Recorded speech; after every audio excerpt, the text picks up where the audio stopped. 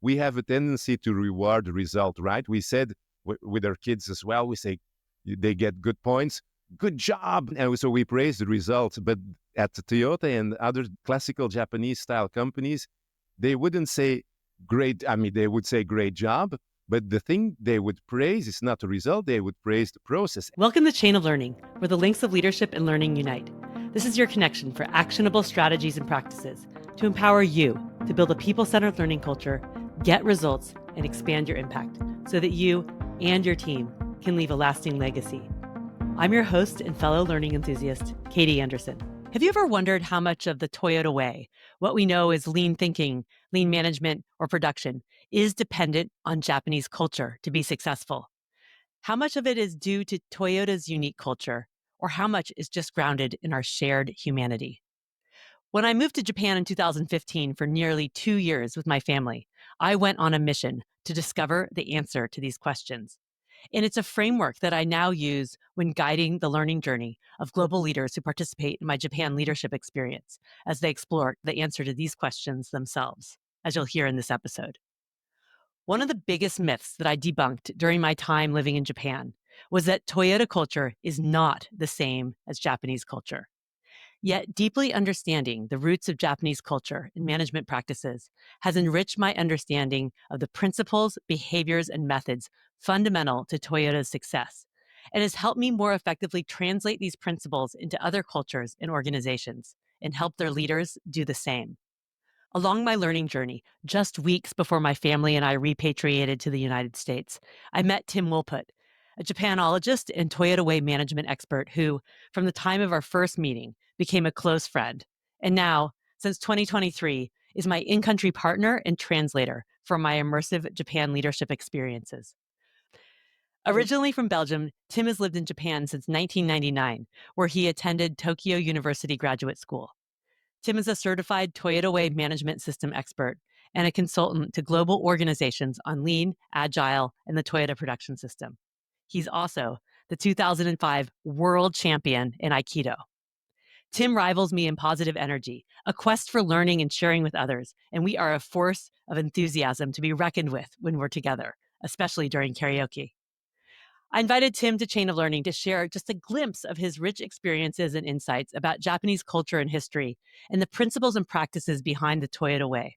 Our conversation spanned nearly an hour and a half, so I've broken it into 2 episodes.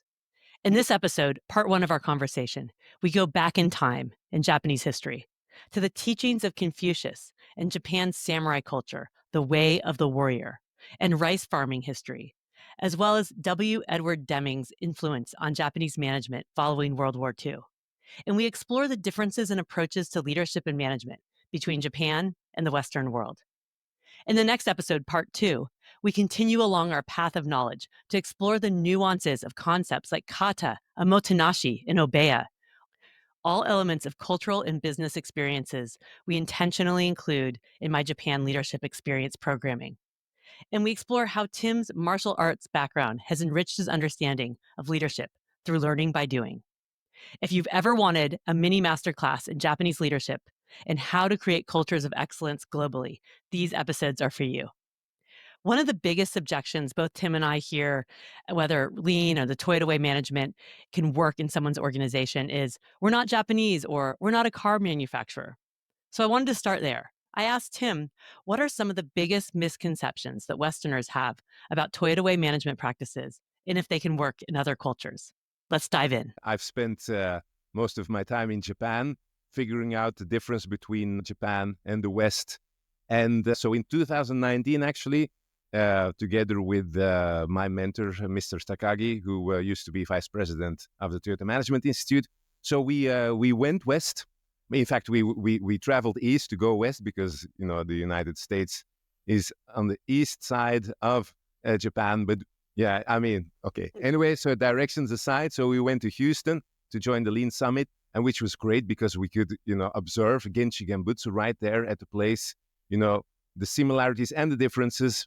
And so I remember talking with Takagi Sensei and saying, wow, we're in this completely different country with, you know, people we've never met, but we can feel like we share similar kind of sentiments or a shared sense of values, which I think is we're all there. We're not just talking about me, me, me. We're looking for to see, the work that we do should be meaningful, we should make someone happy, which we call customer value, of course, and then it should give us energy. So that was a great thing to observe, that you had these things that bind us regardless of culture. And of course, we also noticed there's some differences. And I think that's our topic of today to a certain degree. So I'm wondering, actually, Katie, what do you consider as from your perspective, the differences, first of all? Yeah. Oh, great. Flipping it. Yeah. And this is a great example of how Tim and I have been great partners and tag team learners together for many years too. And it was really fantastic to have Tagagi Sensei and you both come out to Houston in 2019 before the pandemic. And I was there as well at the Lean Summit. And, over the last 10 years, which is almost the time that we met 9 years ago, the time of this recording, when I was living in Tokyo, that's been an interesting topic for me too, about what are those differences and similarities. And this is the same framework, as you know, that I use to facilitate that conversation with people who come on my Japan leadership experience about what is it that is specific to sort of Toyota's culture, what's Japanese culture, and maybe what are some more human elements. And this is something I was inspired by a framework that John Shook had put out. And to me, it goes back to a lot of these common elements about humanity as well.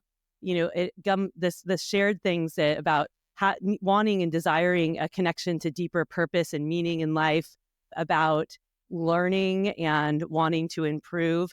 It's just the approach sometimes that we take on that. And my experience in the West is we get so focused on the short-term outcomes rather than longer-term thinking.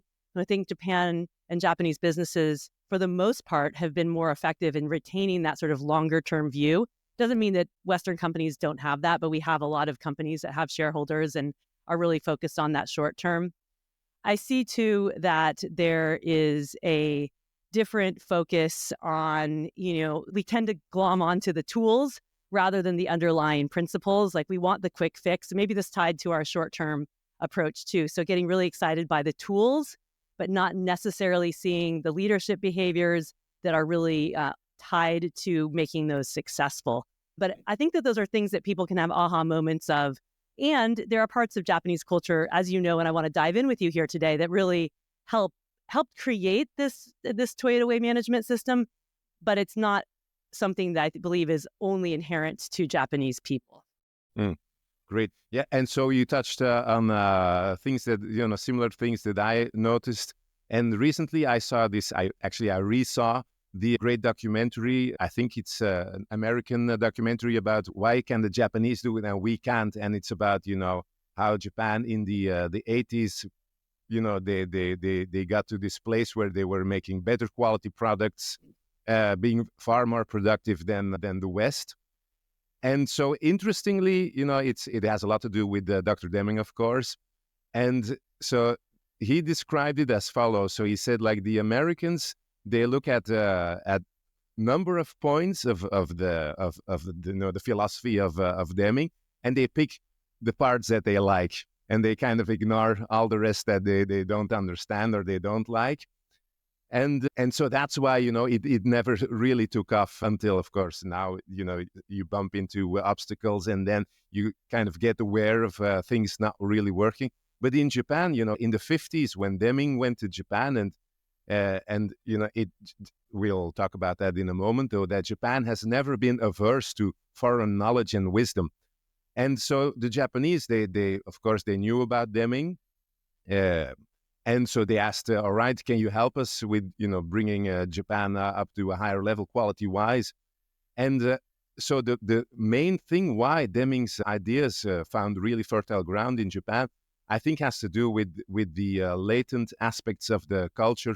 And so I don't know if I'm sure you know the Japanese word Shu Ha Ri, which is it's the traditional way of learning. So Shu means to observe and follow the form. So you do basically what the master says. And then Ha means you are going to kind of apply your what you've learned by following the master's forms, and you're going to change it a little bit, improve the standard, so to speak.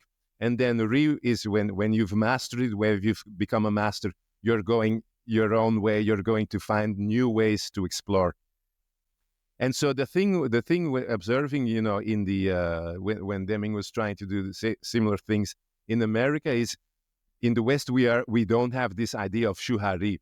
We already want to jump in and think and do all this stuff without actually having mastered or having tried the form as is. And so in Japan, when Deming was saying, look, this is the system, this is the order of things, giving like the recipe how to make a certain kind of dish, and the Japanese would follow it to the comma, and then learn, after experiencing it, and then adding some twists to it. And we saw what it gave the Japanese. Of course, follow the form, then make it better, and then go into a whole new direction. Which what basically happened with Toyota Production System, Toyota Way Management System, Obeya, and all these things. That's such an important point that you called out, and I wanted to mention a few things. So one is that history of Deming's influence on Japan, as you said, is part of what created the Toyota Way. And Mr. Yoshino talks about how influential the concept of plan, do, check, act, or what plan, do, study, adjust has been on creating that Kaizen culture at Toyota. And I actually talked to John Willis on a previous episode of Chain of Learning. John came with me, and you had a chance to meet him back a few cohorts ago on the Japan learning experience, and about Deming's influence. He's written a book on that. So if listeners haven't yet checked that out, we'll put the links in the show notes. The Shu Ha Ri concept is really powerful. And I saw so many, that really stood out to me just as part of Japanese culture when I first lived in Japan, that, the level of excellence and pursuing excellence is, but based a lot of times on foreign concepts, was so profound. You would see there's so many Michelin star restaurants of, Italian food, French food, all these foreign foods, because the Japanese chefs, they go to the Gemba, they go learn and study, in the source, and they come back and make it even better. And, I saw so many cases of this, of, foreign concepts that were like improved upon and made better. You go back to the, Toyota Production System, and I'll let you talk more about this, but, when the Toyotas were first going out to, visit Europe and America, at the time of, before World War II, they were inspired by concepts like the pull system and the supermarket and others. And they brought it back and incorporated it into like the best of the concepts from Japan, and created something even more powerful and better. The two, Japan and foreign concepts together made something even more powerful, which became the Toyota Way.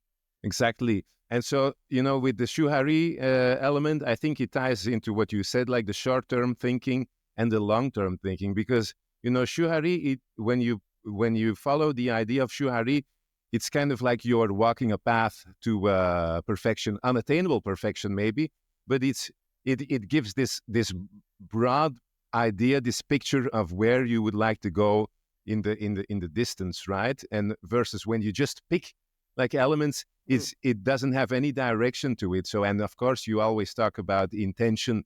And so I feel that the Shu Ha Ri is it gave the Japanese the advantage to dig deep and aim far, and then just to, the short term is there as well, but it's the short term with intention. And so they made these steps. And so on a different note, so talking about PDCA, there's another element as well that really made the difference why Japan embraced PDCA. And that has to do with Confucius, of course. Confucius, who is a Chinese philosopher, ancient China, 2,500 years ago.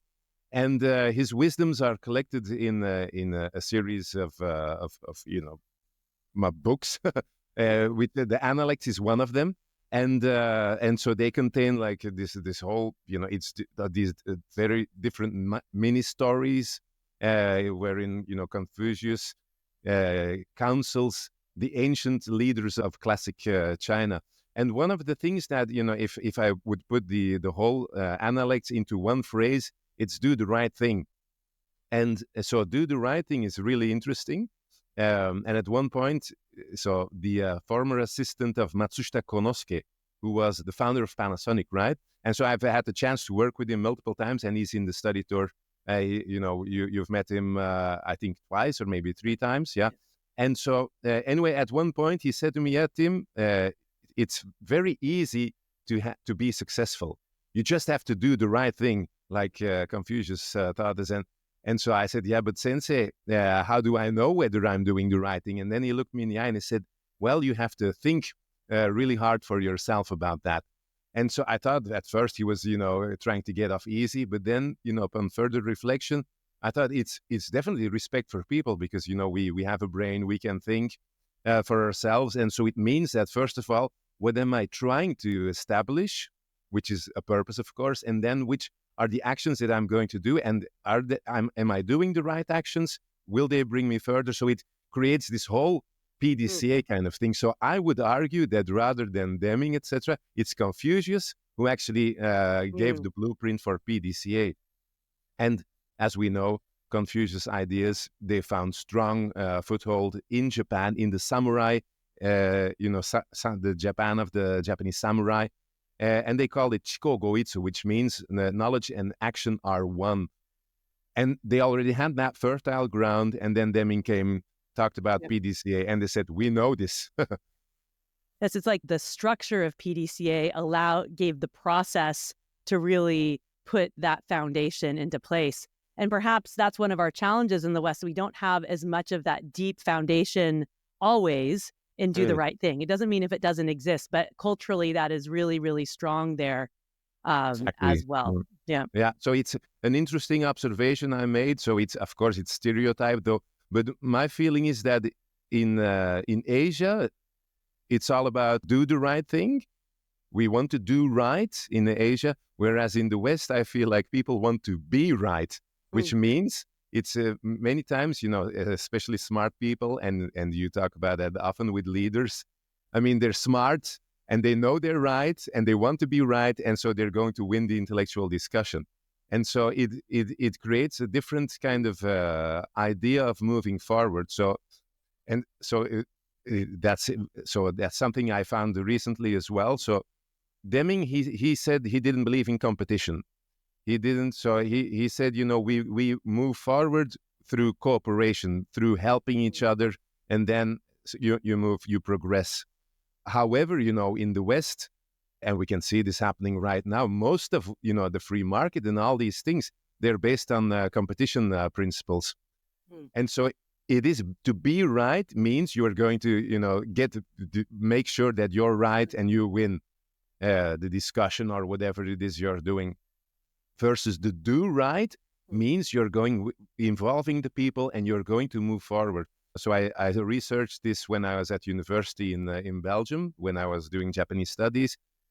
I think the difference has a lot to do with what the Japanese are eating and what the West is eating. So basically, to put it really simple, it's rice culture versus wheat culture, which lies at the foundation of this difference. Tim, I'd love for you to explain a little bit more to listeners. This is something we talk about as we're going through all the different rice fields on our Japan trips, but how does that difference in culture of what we eat and how we produce things impact this, really the deep foundation for this?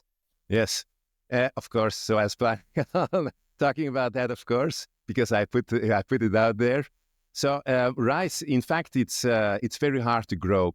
And historically, of course, you could see and we've seen some of this in Japan, the small villages with the rice paddies, etc. And it takes the whole village. Everyone in the village needs to cooperate in order to, successfully harvest the rice. And it involves many different chores. So not all people are not going to do the same things. They're going to do many different things, and they need to do it synchronized with each other so that everything happens at the right moment in order to successfully harvest the rice.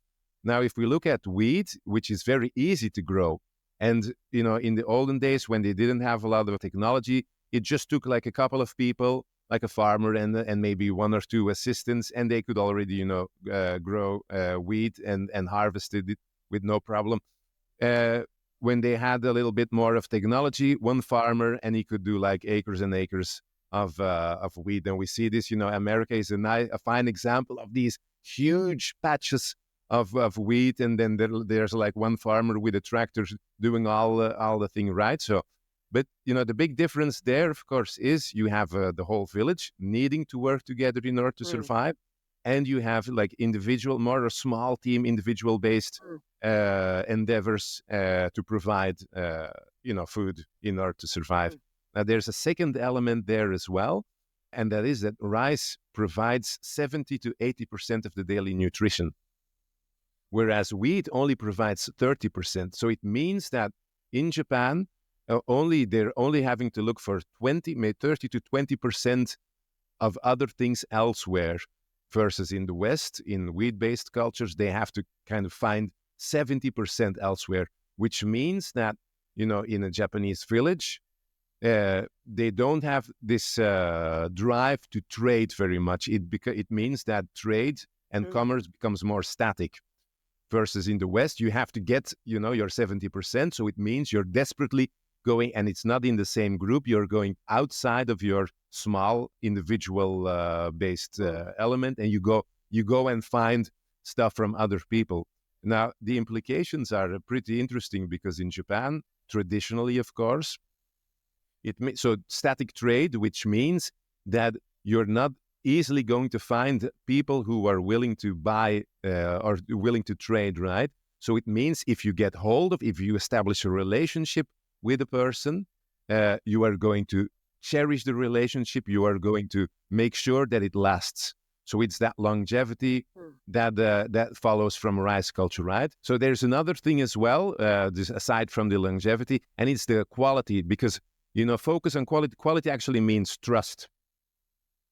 And so you're going to make sure you establish the relationship, and you're not going to kind of provide good enough things just there. So because it's not going to build the trust. You're going to try to provide that quality. And we see this Japanese obsessive behavior with regards to quality, which of course with thinking of Deming, and that's precisely what he was all about. The quality. It shows it comes from the rice, the longevity, and establishing this long-term relationship, versus the West, where we have wheat, and we have like, if it doesn't work with person A, you go to person B, person C, D, E, etc., because there's a whole bunch of people looking for stuff.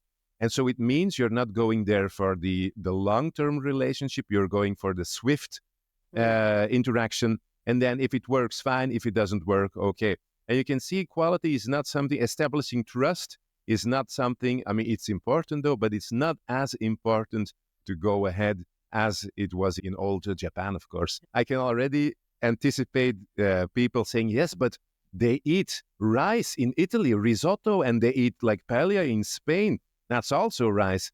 But the thing is, of course, they're not going to eat risotto every day, right?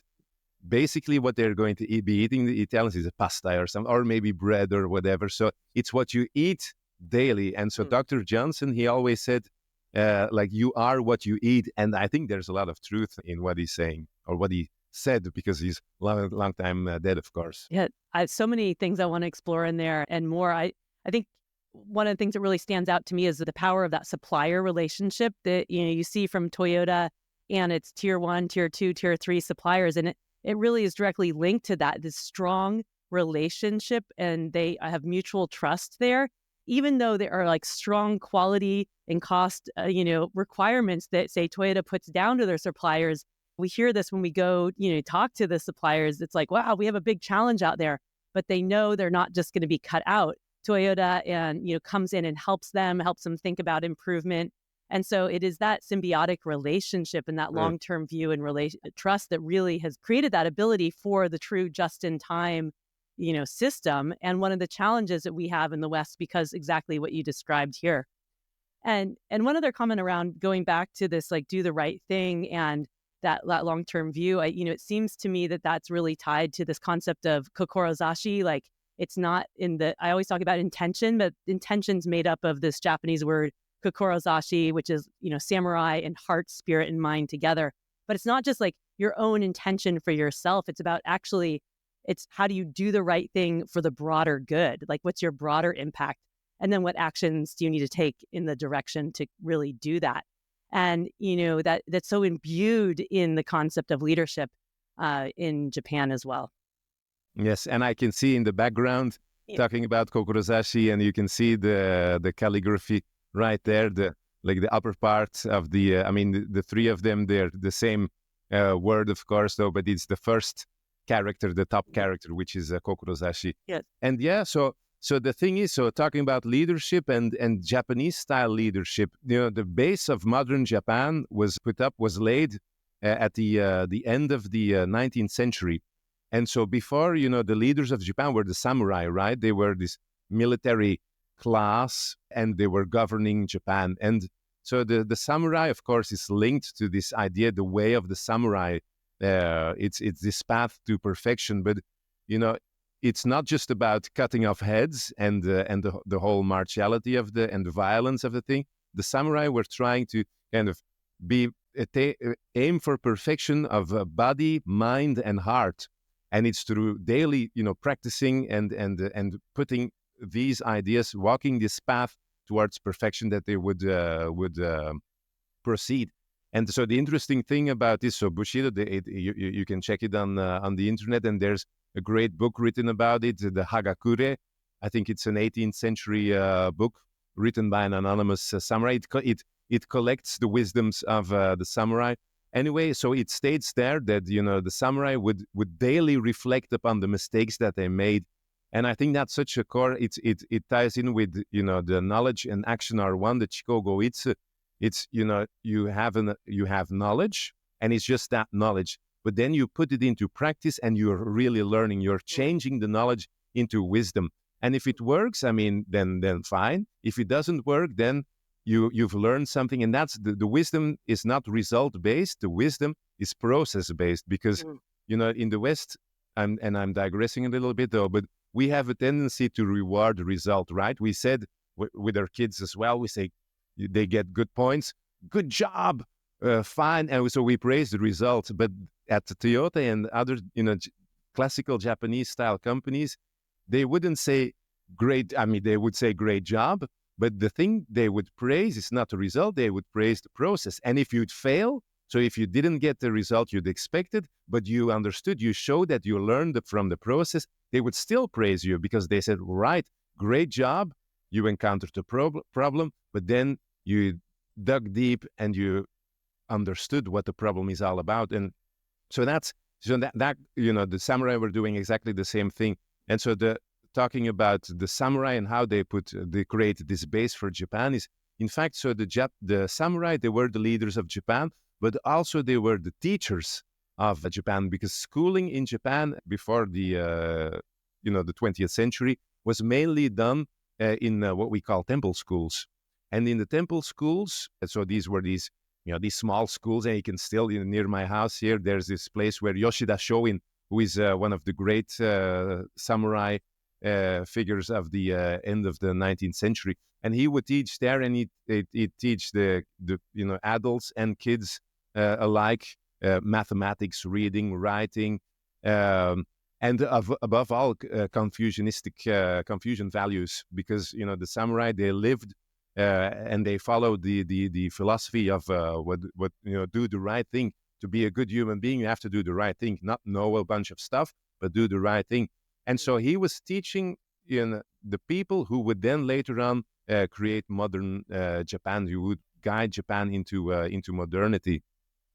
And so if we look at Sakichi Toyoda, who founded the Toyota, but also Matsushita Konosuke, who founded Panasonic, and a bunch of other people like Honda, and all the Japanese great companies that we came to admire, their way of thinking, their philosophy, all goes back to those ideas that were taught by the samurai.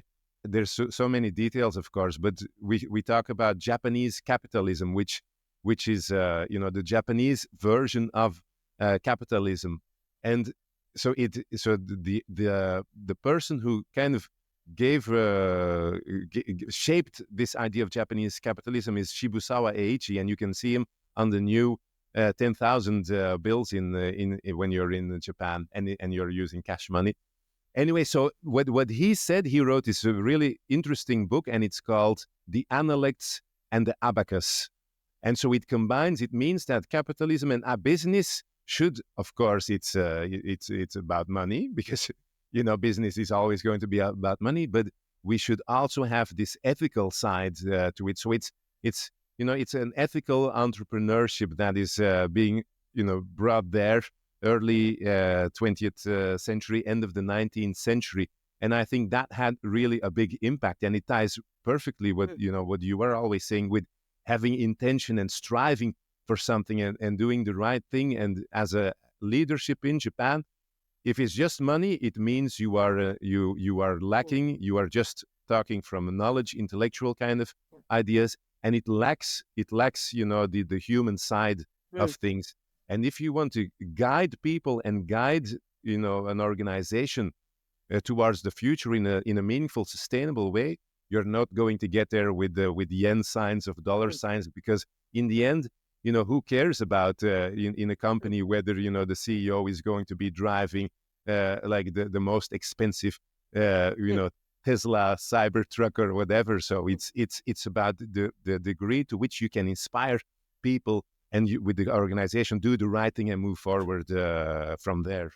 Yeah, that concept, that doing the right thing and also achieving business results, but through doing the right thing, is so tangible when we're in Japan and, talking to these leaders who really, really get it. And all the Western leaders who join us on these programs come away saying, yes, this has really inspired me. I just talked with one of the leaders who's come with us in the past and is sending more because he wants that same level of inspiration. It was confirmation, he said, of what he knew in his heart and gave him the confidence to do the right thing in his business. As tying back to this concept of trying for profit. Of course, companies need profit, but as I've shared this quote before on the podcast of the book Tree Ring Management, written by the chairman of one of the companies we go to. And, profit is excrement, he says, and that it's a natural byproduct of a healthy, functioning company that's doing the right thing for its body and for its functioning. So, of course, we need and want that, but it shouldn't be our sole focus or our goal.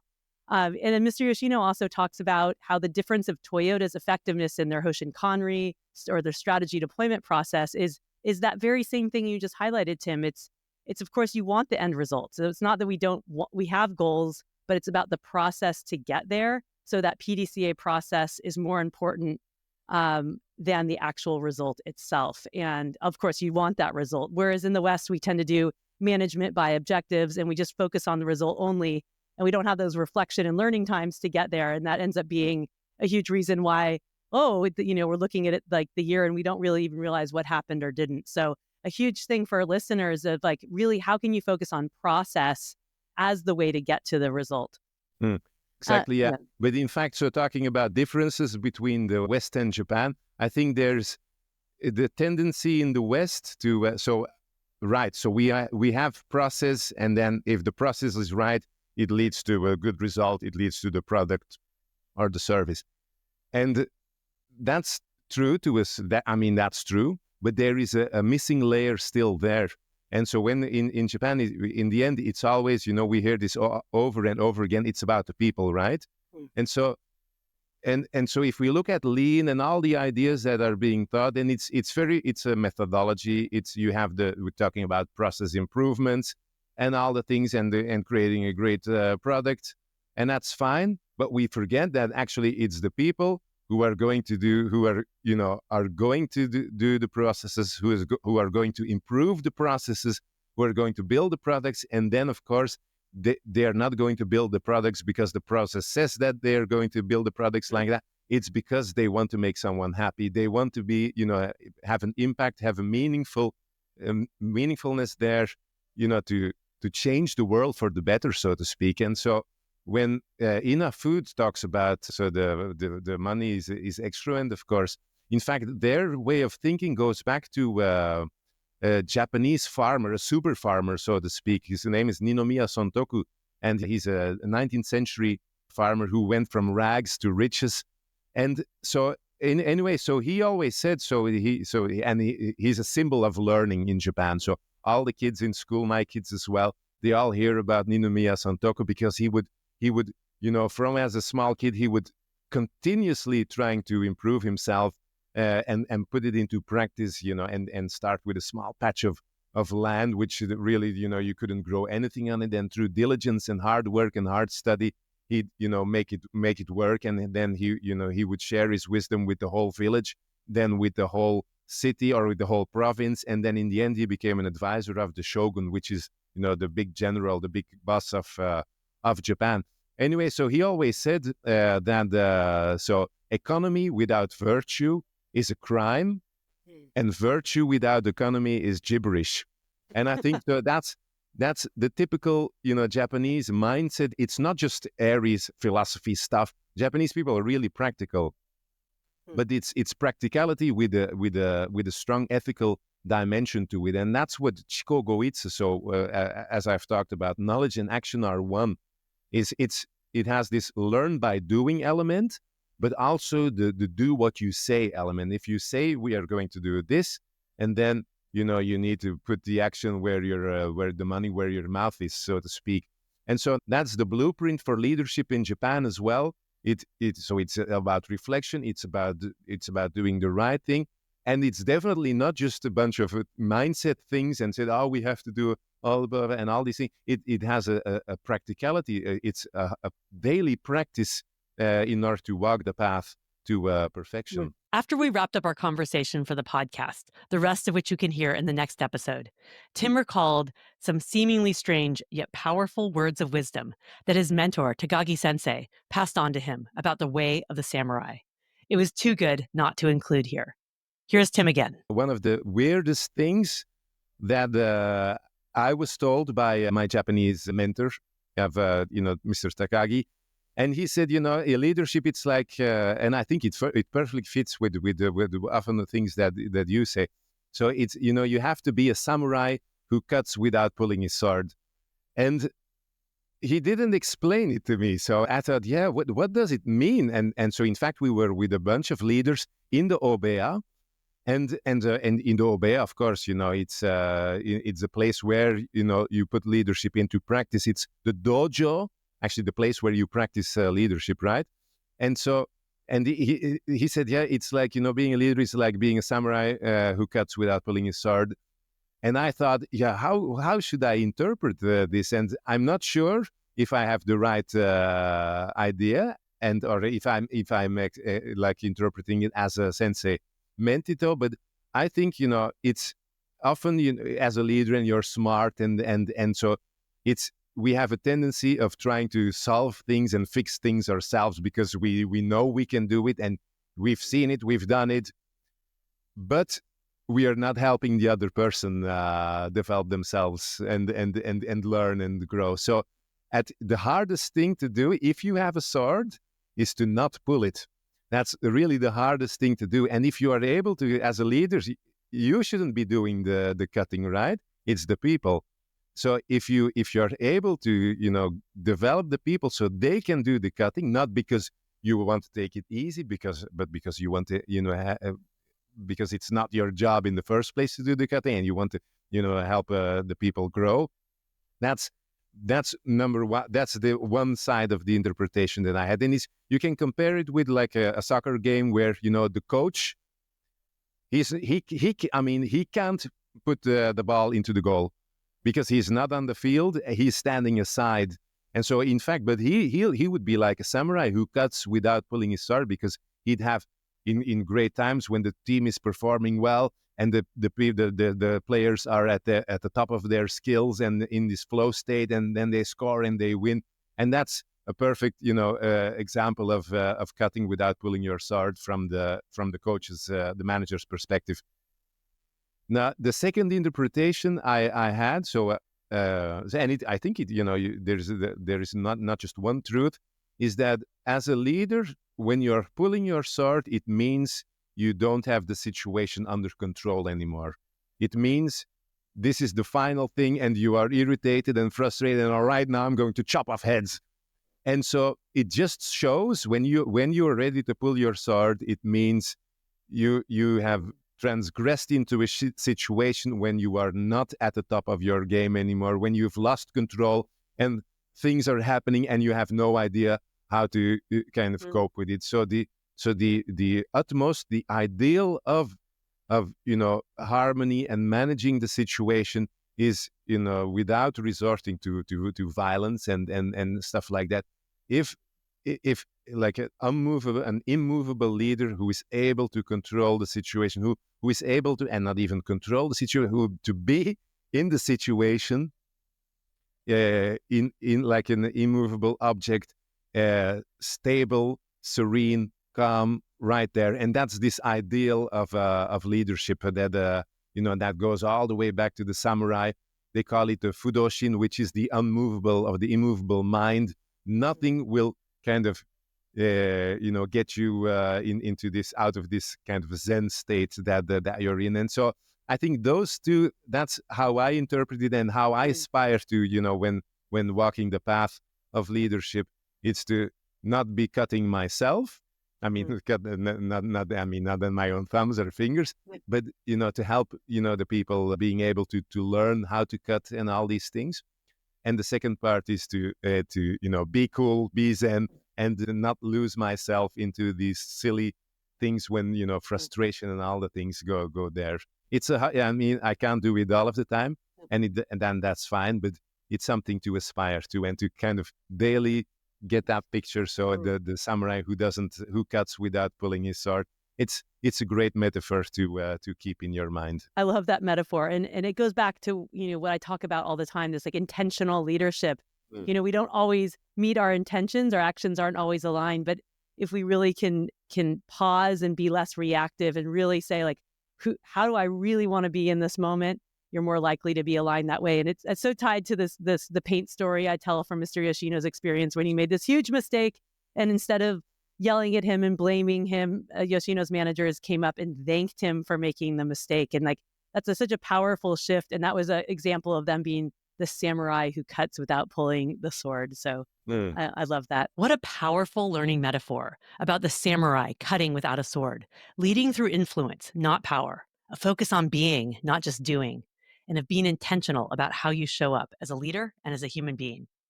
I encourage you to reflect on this episode and note some of your key takeaways. How can you bring the way of the warrior into your practice, focusing on doing the right thing and the process of getting to the result, not just focusing on the result itself? And what do you think? How much of what we know as lean thinking and practice is dependent on Japanese culture? How much of it is due to Toyota's unique culture? Or how much is just grounded in our shared humanity? You could even take out pen and paper and draw a triangle, labeling each of the points with one of those elements and placing an X where your current thinking is. This is exactly what I asked the leaders on my Japan leadership experience to do on our first and our last day in Japan together, to see how their thinking evolves during their immersive time in Japan. There is no right answer, and I encourage you to continue to reflect on this as your learning evolves. Tim and I talked a lot in this episode about the differences between Japanese culture and Western culture. And there's one additional observation that I wanted to highlight that we didn't mention. The Japanese overall are better at embracing contrast, of using and thinking, whereas we in the West tend to more often separate contrasts using either or thinking. There are so many seemingly contradictory contrasts in Japan that one confronts all the time, yet they all seem to exist in harmony. This is the concept of wa, how to live in harmony, the importance of unity and cooperation over individual interests, which can have its downsides too. The contrasts and contradictions in Japan are one of the stark standouts for me when I first moved to the country. The contrast between ancient and modern, century-old temples tucked between high-rise buildings and cities, having a deep regret for waste, the concept of motanai, yet wrapping single bananas in cellophane or gifts in layers and layers of wrapping in boxes. The practice of two religions concurrently being practiced by most Japanese, Buddhism and Shintoism, because together, for the Japanese, they more fully explain life and death. This links back to the conversation I had with Wendy Smith in episode 35, where we talked about how we can embrace contradictions and leverage them rather than using either or thinking. And when we do so, we get more effective at getting the outcomes we actually want. As Tim highlights in this episode, it's not just acquiring knowledge that puts you on the path to success. It's about turning knowledge into wisdom, which comes from actual lived experience. Wisdom is created through learning by doing, through immersing yourself in the process that you take to get to the result. And the same comes from how you can really understand the principles and practices of lean and continuous improvement in cultures of learning.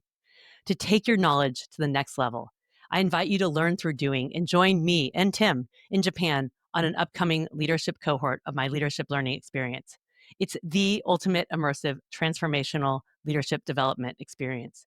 You'll learn by doing and through immersing yourself in conversations of going to sea, of talking to leaders and visiting organizations, along with me, Tim, 40-year Toyota leader Isao Yoshino, and many other incredible Japanese business leaders, as well as with a cohort of global leaders and change practitioners like yourself, all seeking to create people-centered learning cultures. To learn more, go to the link in the show notes or visit kbjanderson.com/Japan trip. If you enjoyed this episode, part 1 of this masterclass on Japanese culture and management, you won't want to miss part 2 of my conversation with Tim Wolput, where we continue along the path of knowledge, getting to the essence of common Japanese terms used in lean, like kata and obeya, and explore the real meaning behind them.